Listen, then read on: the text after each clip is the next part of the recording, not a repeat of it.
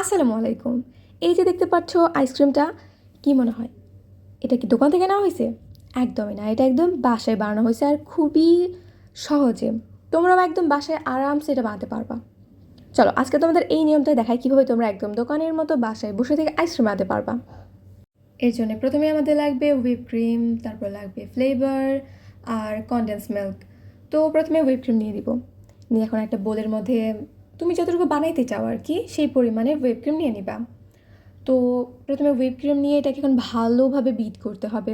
আমি না আসলে তোমাদের প্রপারলি দেখাতে পারবো না, কারণ আমি যখন কিছু একটা করি না তখন আমি এত বেশি ওটার মধ্যে ঢুকে যাই যে আমি আসলে ভুলেই যাই যে আমি আসলে আসছিলাম কী করতে। আমি গেছি ভিডিও নিতে, কিন্তু পরে আমি ভুলে গেছি যে ভিডিও নিতে হবে আমার। তো আমি কয়েকটা ক্লিপ নিতে আসলে ভুলে গেছি।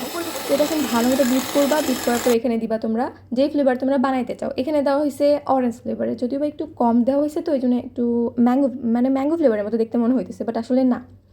তো এখানে দিবা ম্যাঙ্গো ফ্লেভার বা যেরকম অ্যাকচুয়ালি তোমরা যেরকম ফ্লেভার চাও আর কি।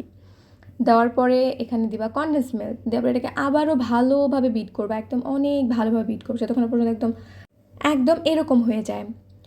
আর তারপরে একটা বক্সের মধ্যে এটা নিবা, নিয়ে এখন ভালোভাবে একটু কয়েকবার নিচে বাড়ি দিয়ে নিবা। তারপর এটাকে ভালোভাবে বক্সের মধ্যে ফিট করে দিবা। এর পরের বার আবার যখন আইসক্রিম বানাবে তখন তোমাদের আমি প্রপারলি দেখাই দিব, আর হয়তো বা অন্যভাবে বানাতে পারি সেটাও তোমাদের দেখায় দিব, সমস্যা নাই। তো তোমরা একদম ইজিলি এইভাবে মনে করো 2-3টা ইনগ্রেডিয়েন্টস দিয়ে আরামসে বাসায় বসে থেকে আইসক্রিম বানাতে পারবা।